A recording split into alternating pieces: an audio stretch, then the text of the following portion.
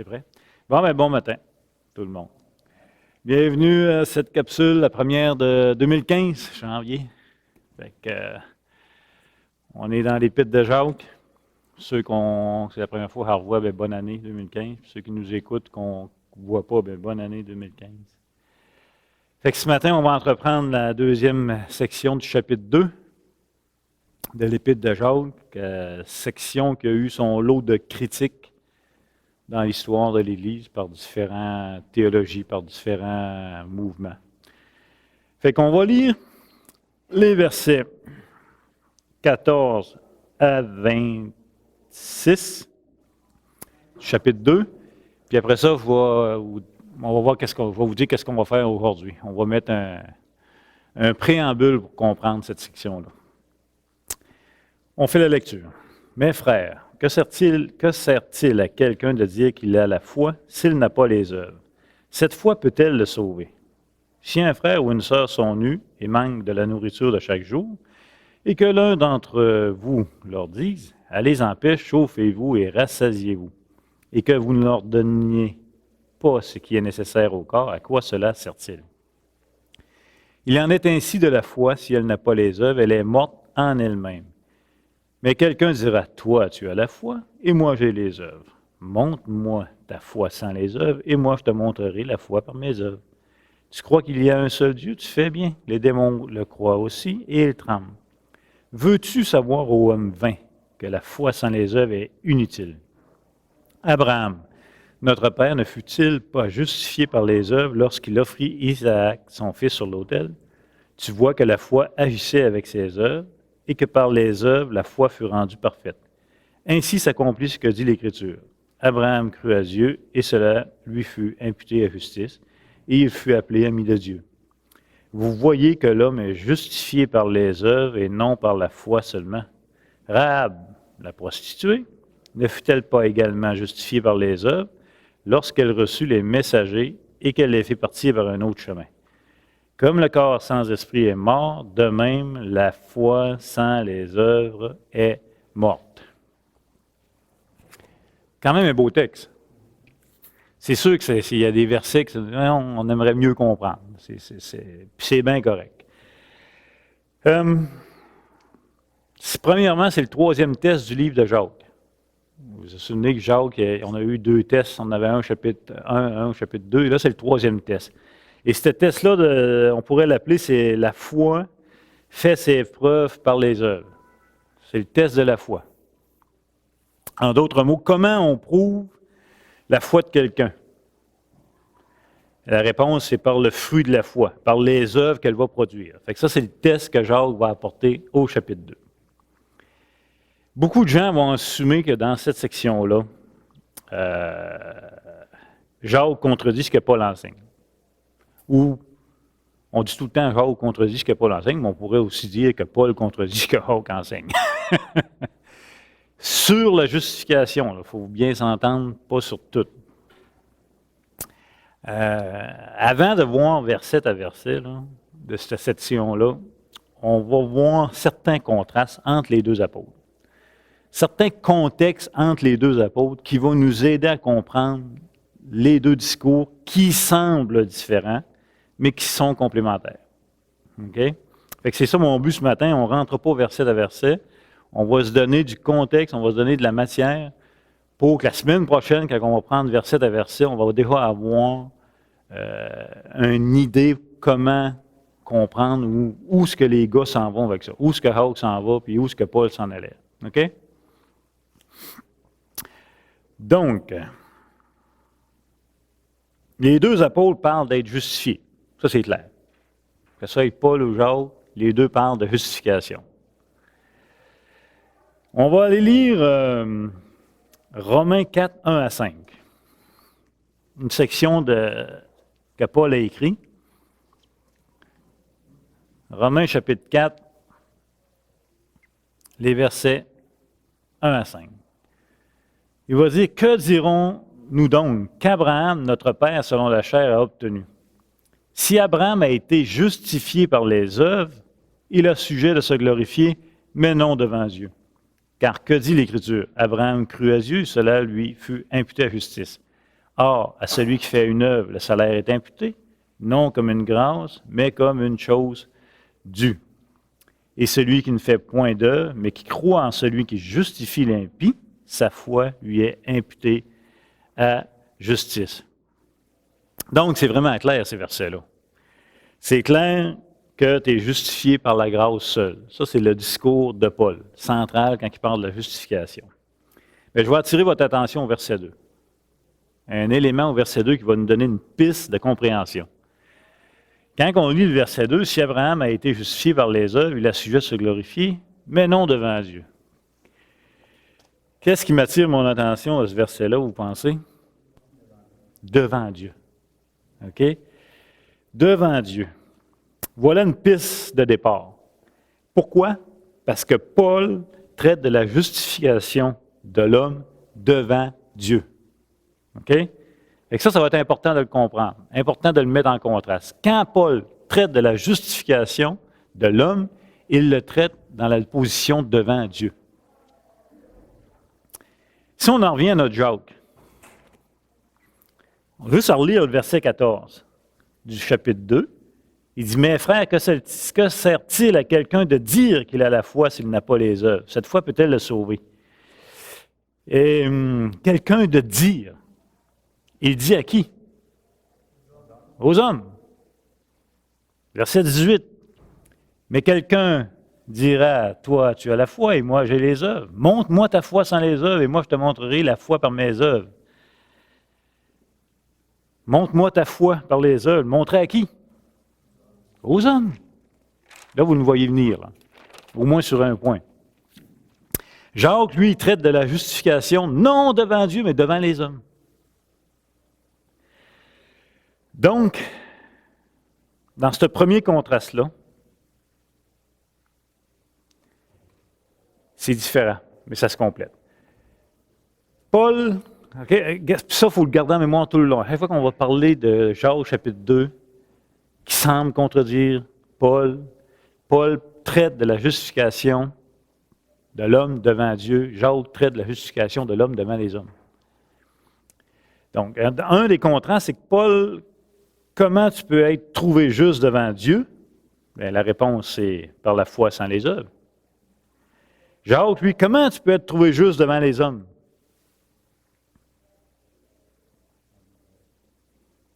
Par les œuvres que produit la foi qui sauve.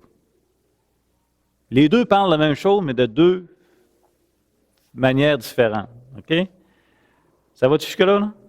OK, c'est bon. Donc, Paul traite de la foi qui est invisible aux hommes. Ça aussi, il ne faut pas l'oublier. C'est un acte souverain de Dieu de déclarer quelqu'un juste, c'est invisible. Moi, je vous dis, j'ai la foi. La voyez-vous, ma foi? C'est invisible. Ce que Paul traite de la justification devant Dieu, ça ne se voit pas.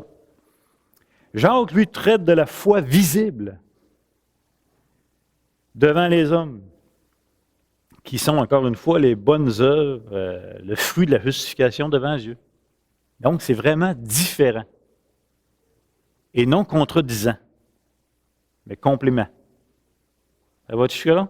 Vous me suivez, là? Donc, dans ce premier contraste-là, on ne se contredit pas, mais on se complémente. Fait que ça, c'est important. Le premier contraste, Paul traite de la justification devant Dieu, une justification qui est invisible. Jacques traite de la justification devant les hommes, une justification qui est visible par les œuvres que produit la foi qui sauve. Ça va là-dessus? Un deuxième contraste. Paul, lorsqu'il parle de la justification, il fait face au légalisme. Le légaliste qui dit qu'il faut faire telle et telle chose pour être aimé de Dieu, pour être reçu de Dieu. Pour Paul, il combat cette pensée et se tue à enseigner que tu n'as pas à obéir à telle et telle règle, que tu n'as pas à obéir à telle et telle tradition, à telle et telle loi pour être sauvé. C'est la foi seule. Ça, c'est le combat de Paul qui a à faire face. Pour Jacques, c'est un autre combat devant lui. Ce n'est pas la même affaire. Jacques, lui, doit combattre la pensée que si tu confesses avoir la foi, il n'y a plus de règles ou de lois à observer, entre autres. Il dit que tu dis que tu as la foi, bien montre-moi ta foi. Ce n'est pas le même combat. Ils n'ont pas à faire face à la même chose. Jacques a à faire face à des gens dans l'Église qui confessent avoir la foi. Donc, Paul et Jacques travaillent sur deux plans différents. Ils ont deux auditoires différents. Donc, dans ce deuxième contraste-là, encore une fois, il n'y a aucune contradiction entre les deux apôtres. Paul dit tes règles que tu accomplis là, avec minutie. Ça ne t'apporte aucune justice devant Dieu. Jacques dit, le croyant justifié, là, c'est pas oisif. Il dit, un croyant qui est justifié, il produit du fruit. Parce qu'il est justifié, justement. Donc, dans ces deux contrastes-là, il n'y a aucune contradiction. Vous prendriez ces deux apôtres-là et vous les changeriez d'auditoire et vous aurez probablement les mêmes discours. Prends Jacques et amène-les dans le contexte de Paul devant les pharisiens, etc., etc. Il va lancer. D'ailleurs, Jacques, on l'a vu dans le concile de Jérusalem, qui a pris position contre les œuvres de la loi, etc. Donc, c'est deux auditoires différents, c'est deux choses à faire face différentes. Ça paraît se contredire, mais ça ne se contredit pas du tout. Encore une fois, ça se complémente. Ça va? C'est quoi donc le premier contraste?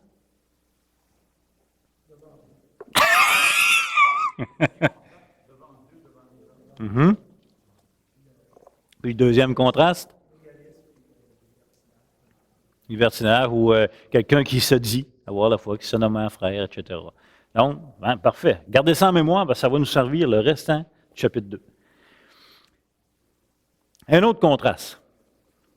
Paul, quand il parle des œuvres, ce sont les œuvres de la loi mosaïque. Principalement, presque tout le temps, il va toujours parler des œuvres de la loi. Jacques, quand il parle des œuvres, pas les œuvres de la loi. Ce sont les œuvres de la charité, de la foi dans l'amour. Ce sont des œuvres qui rendent manifeste la foi que l'on a.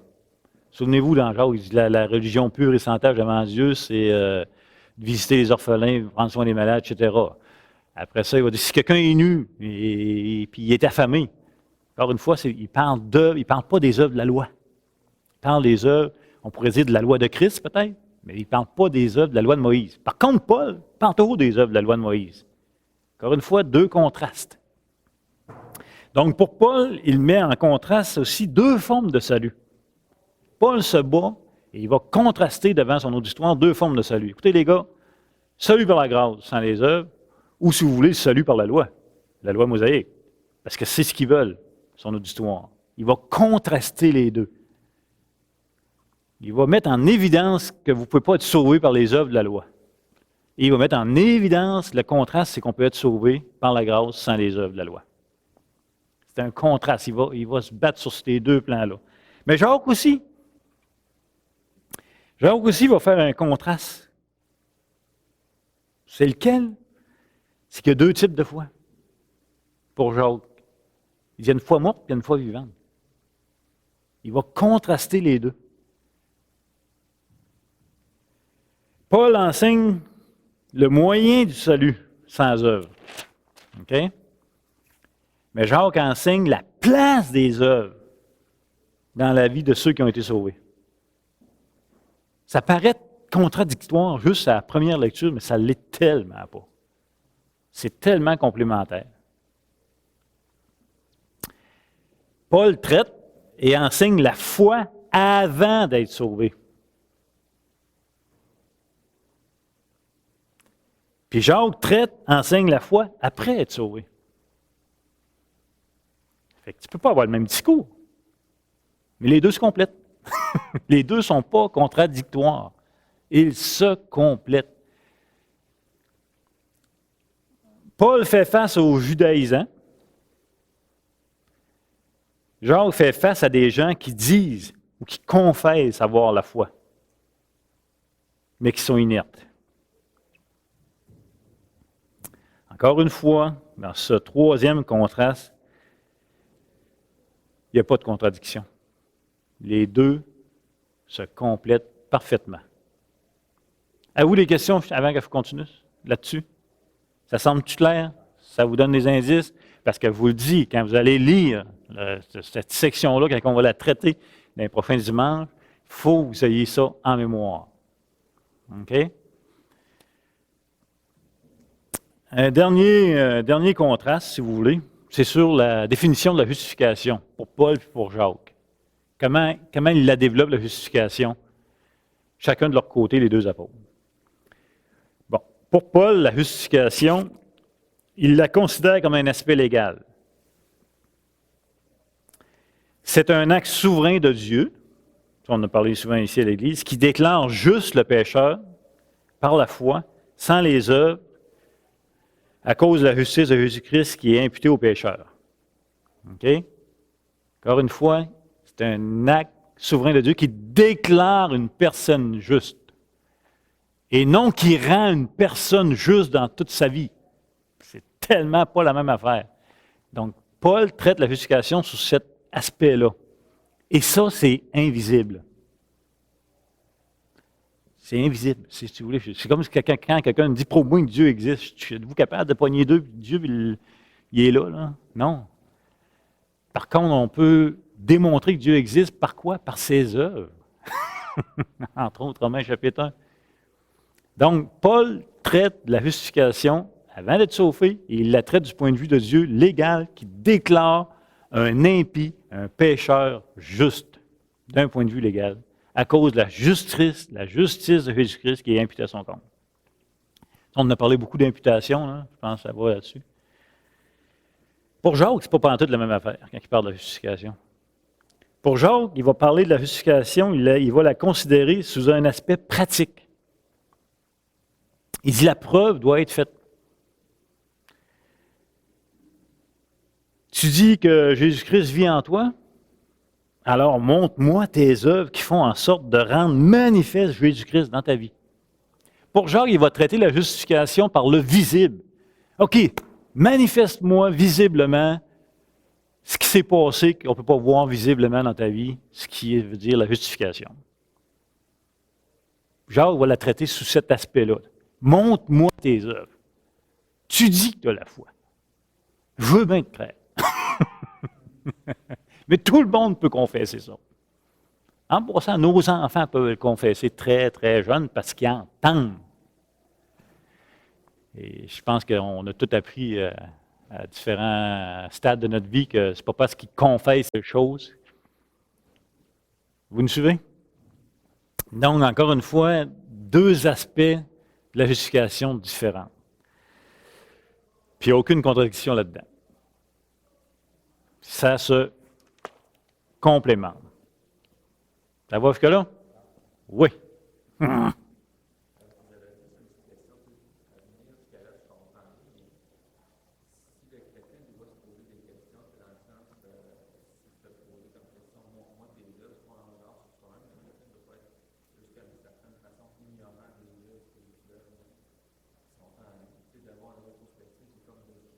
OK. Je comprends un peu ce que tu veux dire. Le croyant ne tient pas compte de ses bonnes œuvres qu'il fait, mais le croyant est appelé à s'examiner lui-même pour voir s'il est dans la foi. On ne joue pas avec le salut. Il n'y a rien de pire de penser, puis ça ne l'est pas. Donc, on avait vu, mais on pourra y revenir, c'est un bon point, on avait vu ça de là, longtemps, que ce n'est pas nouveau, cette histoire-là, là, de s'examiner, puis que le croyant doit manifester des fruits, et Jésus va le dire aussi. Mais on est appelé à s'examiner pour voir si on est dans la foi, entre autres. Ça va? Oui?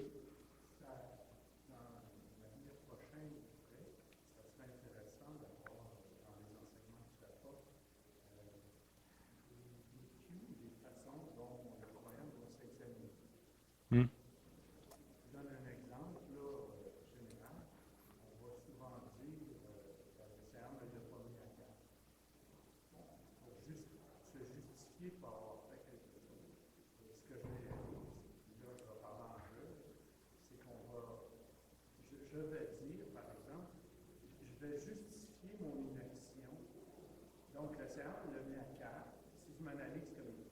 mais justifier mon inaction par des réflexions comme ça. Le Seigneur ne me l'a pas mis à cœur, ou je n'ai pas les moyens. Ça pourrait être intéressant d'avoir un enseignement sur justement ce qu'on vient de dire. On est appelé à S'examiner, oui. Intéressant. Oui. Donc, ces contrastes-là, gardez-les en mémoire, en note pour les prochains dimanches. En passant, fait intéressant. Pour prouver leur point de vue, Jacques et Paul utilisent le même passage. Il faut quand même le faire. Genèse 15, 6. On va voir ça vitement.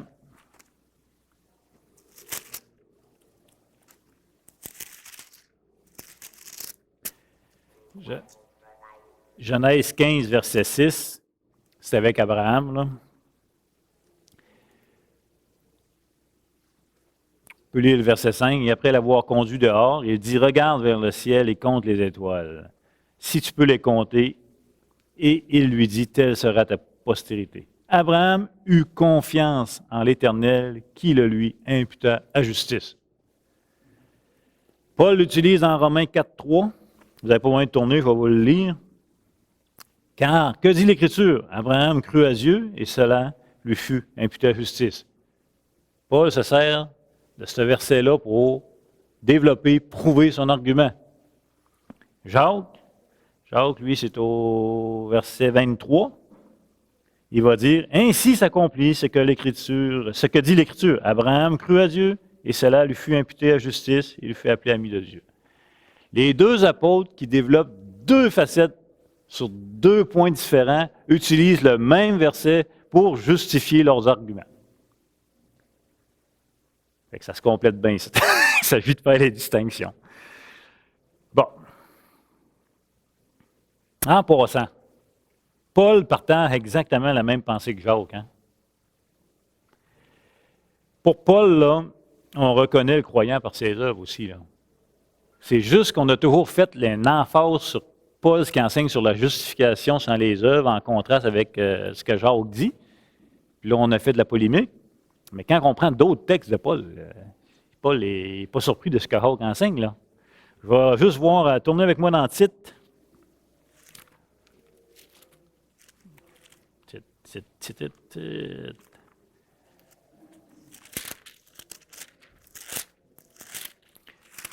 Dans Tite, on va lire le verset 1 du chapitre, verset 3, 1, 3, Tite 1, 3.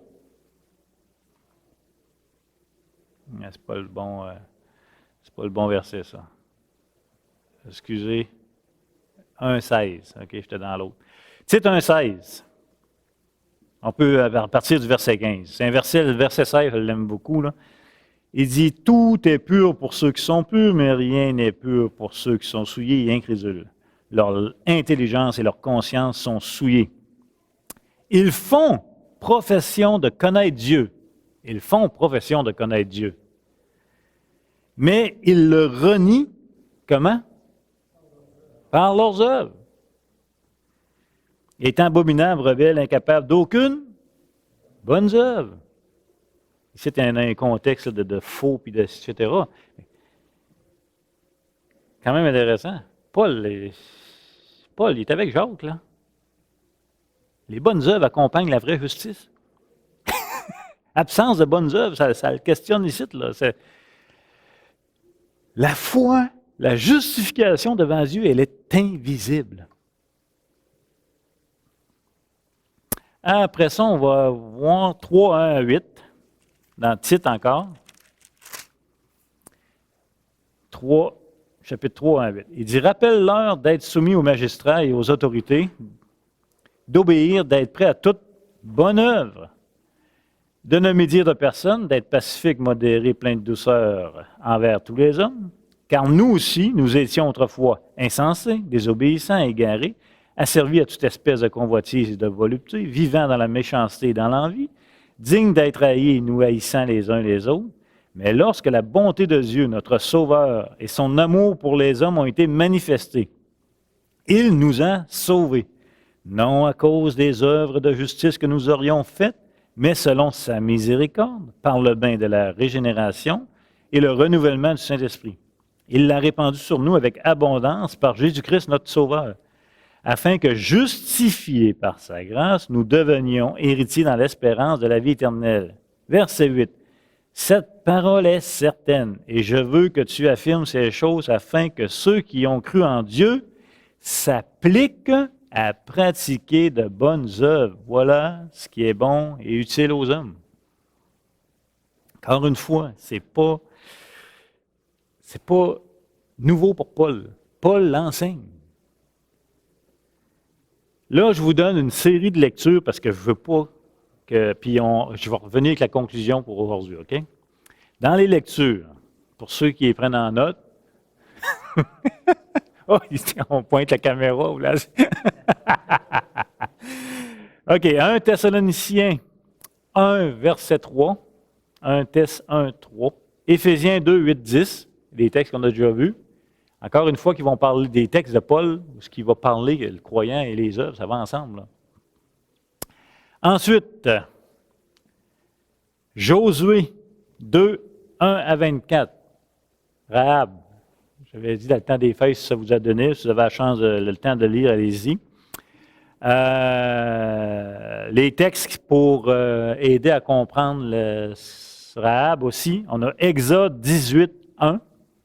Exode 18, 1, Exode 15, 14, 16, Exode 15, 14, 16, Exode 9, 13, 16, Exode 9, 13, 16, ça va compléter pour Rahab. Et pour Abraham, j'espère que vous avez fait un petit peu de lecture, sinon je vous les donne quand même. Genèse 11, 31, 32, 11, 31, 32, Genèse 12, 1, 7, 12, 1, 7, Genèse 13, 14, 18, 13, 14, 18, 15, verset 16, 21, verset 12 et 22, 1 à 18. Là, vous allez l'avoir un petit peu pas par cœur, mais un petit peu rafraîchi dans votre mémoire pour quand on va traiter du passage d'Abraham dans Jacques, ça va aider, OK? Maintenant, en terminant, je vous donne un exemple. Vous êtes un enseignant. Vous êtes un docteur en théologie. Fun, hein? Et vous avez enseigné 2 classes d'adultes. Première classe.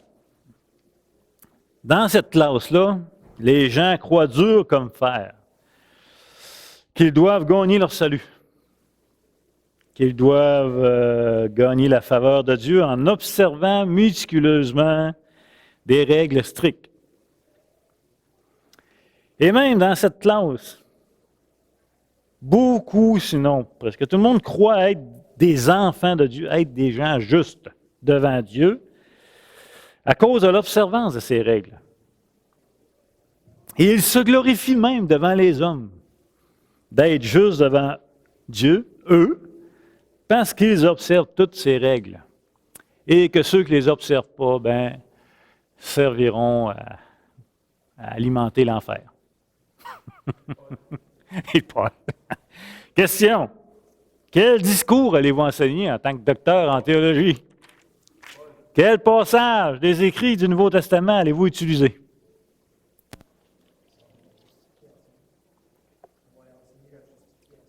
On va enseigner la justification? C'est sûr que vous allez lâcher Paul en passant. Romains, Galates. C'est bon, vous allez ramasser ces deux, puis Galates, vous allez claquer fort. Tout à fait normal. Et en passant, vous allez pouvoir utiliser les évangiles en masse aussi. Puis même des textes de Pierre. Deuxième classe. Vous avez un autre groupe d'adultes, vous leur demandez à ce groupe-là s'ils connaissent Dieu. Tout le monde lève la main, oui. Vous leur demandez s'ils ont la foi. Tout le monde lève la main, oui. Ça va bien. Néanmoins, ça fait déjà 6 mois et plus que vous côtoyez cette classe, que vous enseignez dans cette classe, et Malheureusement, ce qui attire votre attention, c'est que tous, sinon la plupart en tout cas, ont une vie qui va à l'encontre de la loi de Jésus-Christ. Vous observez aucune œuvre digne de leur confession de foi. Puis là, ça vous inquiète drôlement. Parce que c'est peut-être leur salut qui est en jeu, là. Ils croient peut-être qu'ils sont sauvés, puis ils ne le sont pas, là. Mais ils confessent. Quel discours allez-vous enseigner? Quel passage allez-vous utiliser? C'est sûr que...